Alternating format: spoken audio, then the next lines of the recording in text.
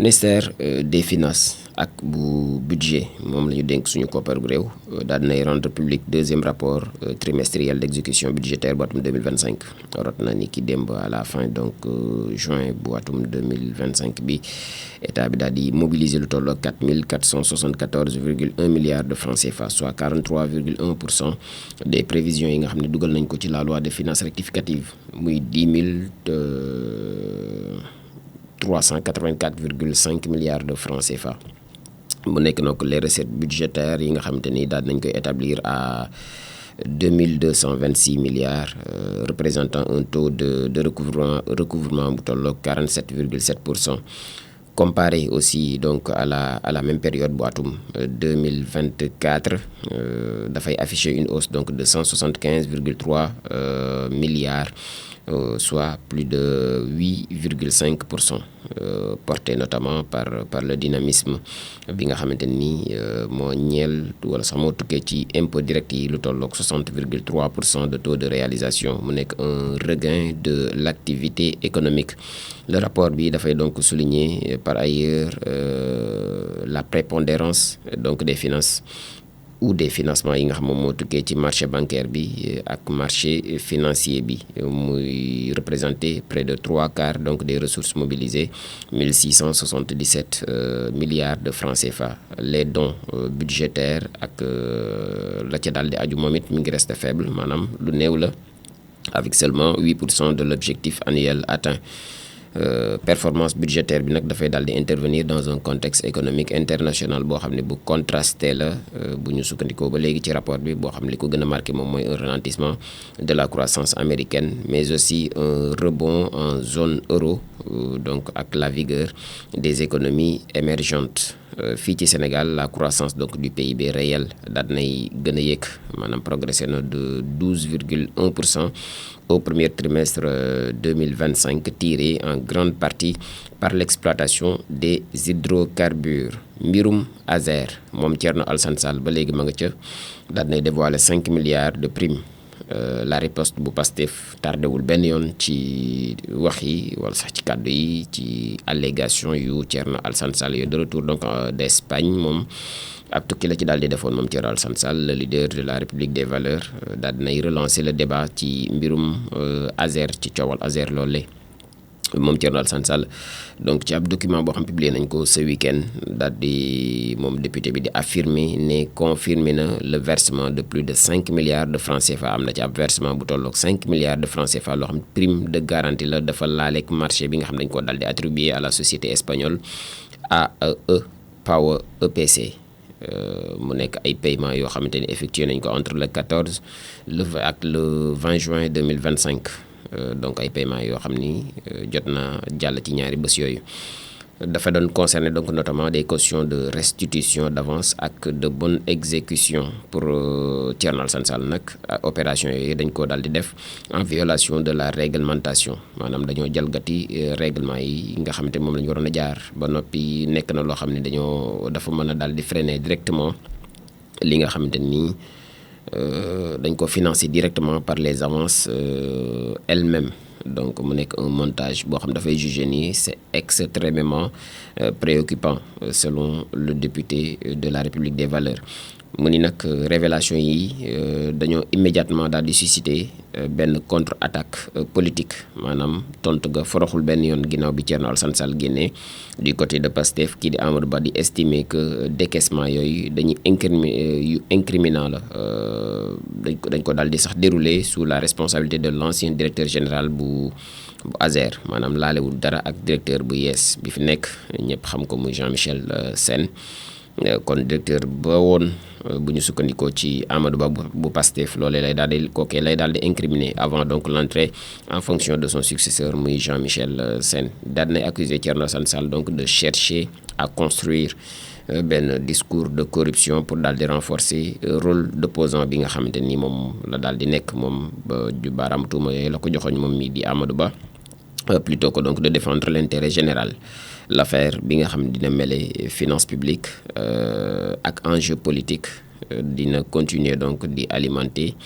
polémique fan lañ jëm ak coowal Azer loolu fan la waanent di mujjee ki gëtam loolee dañ ci xam dara ci kanam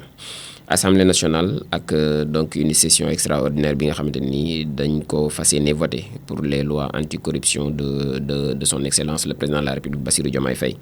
ñoom député yi dinañ daje en séance plénière tey jii ci altine ji 18 août bu 10 heures jotee pour daal di ubbi session extraordinaire bu atum 2025 bi convoqué par le président de la République, par le président de l'Assemblée nationale lui-même di El Malick Ndiaye. ci ordre du jour officiel bi donc gisaguñ ko en détail fësalaguñ ko, donc tout indique nag man li lu bari nag mu ngi wund ni manees nañ ca daal di amal ay waxtaan yoo xam dina porter sur les projets de loi yu laale ak la transparence de la vie publique, maanaam leeral ci li nga xamante ni moom mooy doxalinu kopparu réew mi ba ñëpp jot ko récemment validé en conseil des ministres. Le chef de l'État Bassirou Diomaye Faye dafa defoon sax ab annonce donc ci ab session bu weesu, donc ci la présentation donc du plan de redressement économique et social bi nga xam ni defoon nañ ko ci Diamniadio. 4 textes yoo xam ni ay textes centraux lañ dinañ ko daal di examiner ñoom député dañ ko càmbar. Bokk na ci la création de l'Office national de lutte contre la corruption, bokk na ci la loi sur les lanceurs d'alerte, bokk na ci celle aussi muy la loi sur l'accès à l'information et la déclaration de patrimoine, présenté comme l'aboutissement donc d'un an de travail. Réforme yooyu selon le président de la République dinañ constituer un véritable rempart contre les prévarications ci ñi nga xam ne daal ñu ngi jalgati ak def ak sax ci moomeelu sénégalais yi. Diplomatie ba léegi itam président de la République Bassirou Diomaye Faye ñu ngi koy xaarandi ci réewum Japon pour la TICAD 9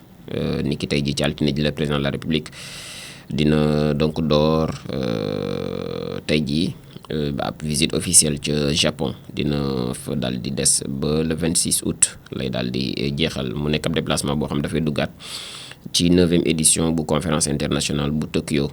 sur le développement de l'Afrique, moom la ñu duppee TICAD.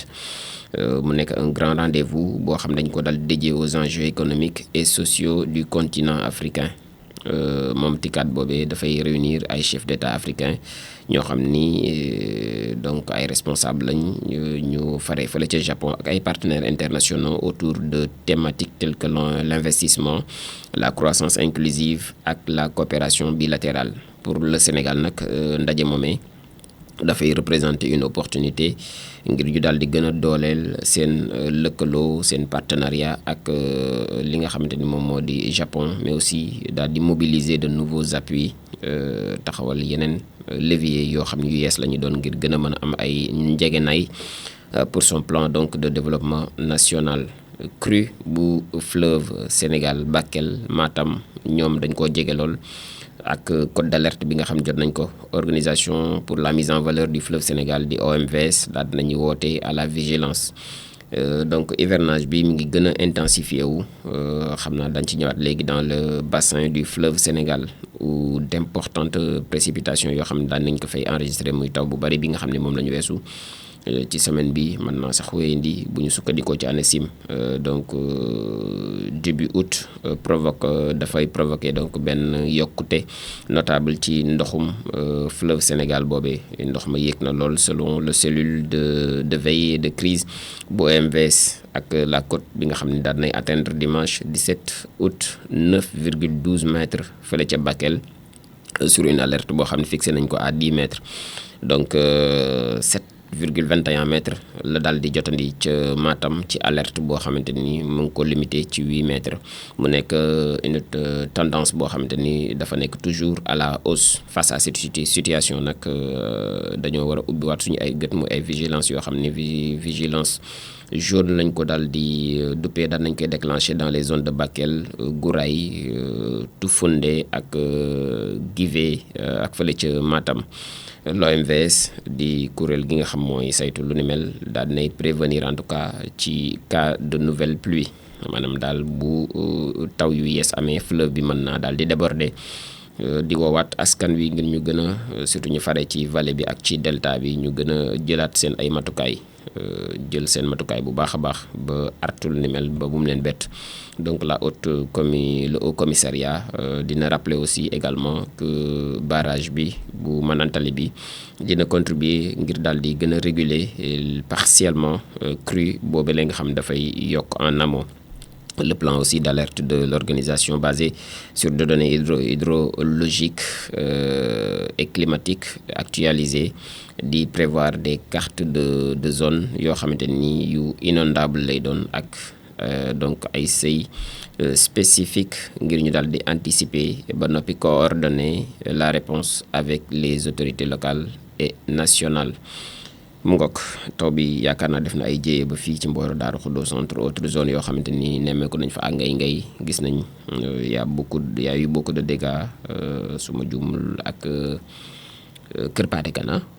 ouais y a eu beaucoup de dégâts ci ñaari zones yooyu ñuy masaw bu baax a baax ñi nga xam ni ñoom la dal seen kaw mais aussi diligence bi nga xamante ni gis nañ ko quand même ci ndaw yi ci askan wi surtout à ngay une mobilisation boo xamante ni bu forte la bu jeunes yi def pour jéem a assister ñi nga xam ni ndox yi commencé woon na nangu seen dëkkuwaay mu nekk action yoo xamante ni lu ñuy magnifier la noonu la ab gox boo ci nekkee wala am réew boo ci nekkee defal lu koy jariñ rek sans pour autant ngay xaar dara en retour. te yaakaar naa ni c'est pas une première fois ñuy gis quand même genre acte yooyu fii ci Mboro à l'occurrence à ngay à Kër Paate Kan entre autres zones waaw mbay pël gis ngeen bërki dem rek seen activité bi ñu defoon ngir primer les élèves ci l'école yi loolu itam ci action yoo xamante ni yu doxalum gox lay daal di dugg muy ay action citoyenne bu ko gox bu nekk defee yaakaar naa Sénégal waxtu wi dinañ wax leneen sax lu dul yi nga xam ne moom lañ fi nemmeeku jamono ji en tout cas jaajëfal nañ bu baax a baax ndaw ñi ci diligence yooyu nga xamante ni ñu ngi koy def ci zone yu inondable yooyu ci Mboro ci Darou Khoudoss entre autres points yoo xamante ni ñu ngi fay nemmeeku lu ni mel ngokk bu ndox ñëwul ñu ñaan ndox bu ndox ñëwee indi dégâts.